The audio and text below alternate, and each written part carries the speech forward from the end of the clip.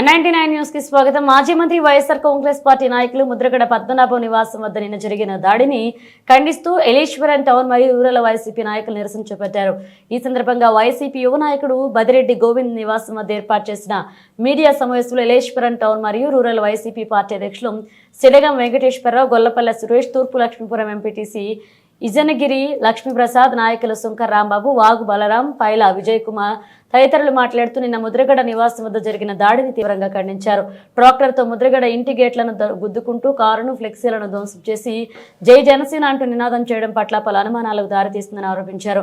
కూటమి ప్రభుత్వం ప్రజలకు ఇచ్చిన హామీలను అమలు చేయలేకే డైవర్షన్ రాజకీయాలు చేస్తున్నారని మండిపడ్డారు. తెలుగు రాష్ట్రాల్లో ముద్రగడ కుటుంబానికి అభిమానులు ఉన్నారని, ఇటువంటి చర్యలకు ఎవరూ పాల్పడినా చూస్తూ ఊరుకోబోమని హెచ్చరించారు.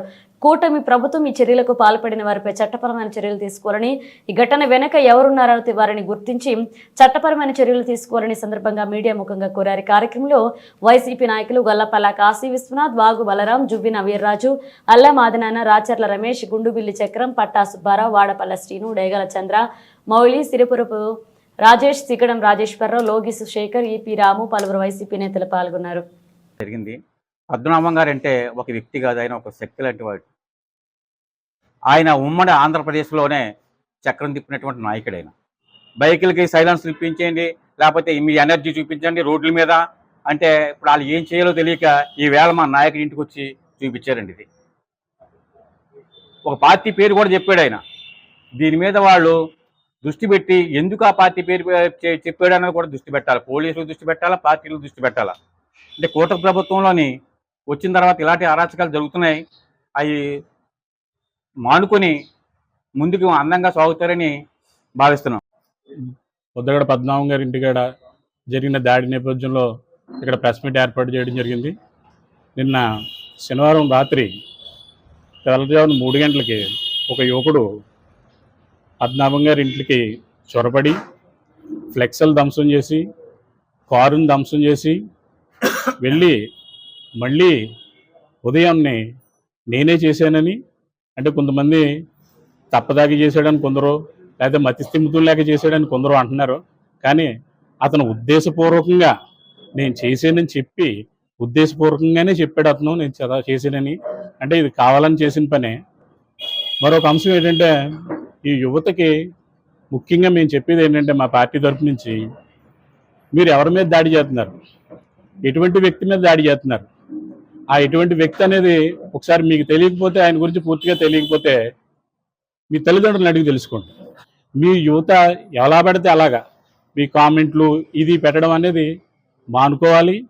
మీరు సక్సెస్ అయితే చేయండి, మంచి పని చేయండి, అంతే తప్పించి ఇటువంటి దాడులు తప్పు. ఒకవేళ మీరు దాడులు మళ్ళీ ఇటువంటి దాడిని మేము తీవ్రంగా ఖండిస్తున్నాం. ఇటువంటి దాడి మేము జరిగితే మాకు గెడ్డాలు ఉన్నాయి, మేము తిప్పుతాం అని మనవి చేసుకుంటూ సెలవు తీసుకుంటున్నాం. మనందరం కూడా గుర్తించుకోవాలి.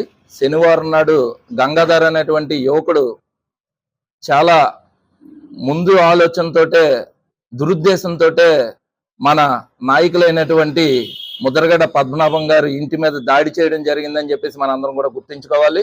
ఎందుకంటే ఆయన వస్తూనే ఒక మాట అన్నాడు, నేను పద్మనాభం తాత గారిది దోల తీర్చడానికి ఇక్కడికి వచ్చాను, పద్మనాభం తాతయ్య గారు దోల తీరుస్తాను, అతను నాకు చాలా అన్యాయం చేశాడు అని చెప్పేసి చిన్న చిన్న మాటలు మాట్లాడుతూనే లోపలికి వెళ్ళి ట్రాక్టర్ వేసుకొని వెళ్ళి ధ్వంసం చేయడం మనందరం కూడా చూసాం. ముద్రగడ్డ పద్మనాభం అనేటువంటి వ్యక్తి ప్రత్తిపాడు నియోజకవర్గానికి చేసినటువంటి సేవ కానీ, మెట్ట ప్రాంతానికి చేసినటువంటి సేవ కానీ, ప్రత్తిపాడు నియోజకవర్గంలో ఉన్నటువంటి 4 మండలాల్లో అతని పేరు చెప్పుకొని ఎన్నో కుటుంబాల్లో ఈవేళ వెలుగు నింపింది అంటే అది ఒక ముద్రగడ పద్మనాభం గారు అని చెప్పేసి మన ప్రత్తిపాడు నియోజకవర్గంలో ఉన్నటువంటి ప్రతి ఒక్క వ్యక్తి కూడా గుర్తించుకోవాలి. అటువంటి పేరున్నటువంటి వ్యక్తి ఒక ప్రత్తిపాడు నియోజకవర్గంలోనే కాదు, జిల్లాలోనే కాదు, రాష్ట్రంలో కూడా అత్యున్నతమైనటువంటి పేరున్నటువంటి వ్యక్తి ఆయన ముద్రగడ పద్మనాభం గారు.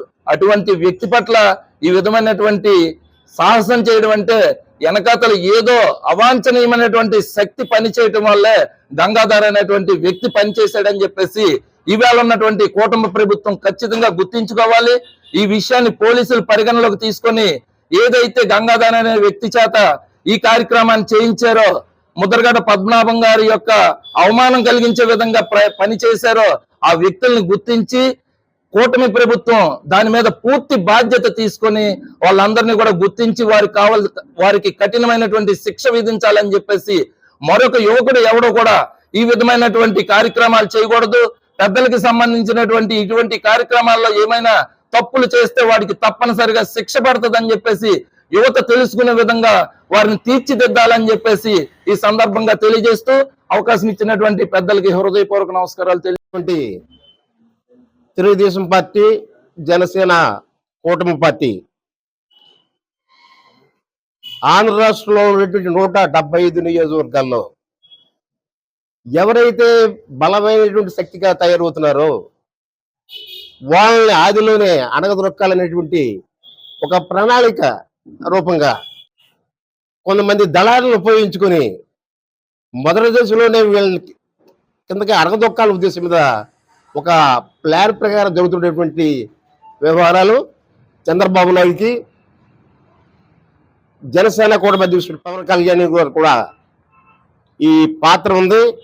ఈ యొక్క నియోజకవర్గాల్లో ద్వితీయ శక్తిగా ఎవరు కూడా తయారు కాకూడదు, వాళ్ళని అణగదొక్కాలనే ఉద్దేశం మీద రాష్ట్ర ప్రభుత్వం చేస్తున్నటువంటి కుటిల ప్రయత్నం ఇది.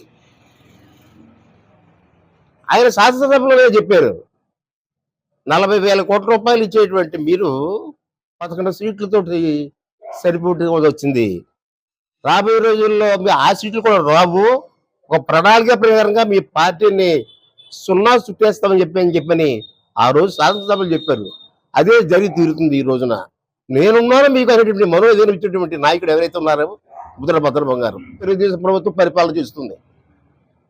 అది ఆదిగా తీసుకుని చంద్రబాబు నాయుడు గారు ఈ వ్యక్తితో చాలా ప్రమాదం ఉంటుంది రాబోయే రోజుల్లో, కాబట్టి ఈయన్ని ఆదిలోనే అణిగి దొక్కాలనేటువంటి ఉద్దేశం మీద ఒక ప్రణాళిక రూపంగా జరిగినటువంటి వ్యవహారంగా మేమందరూ కూడా భావించుకుంటున్నాం.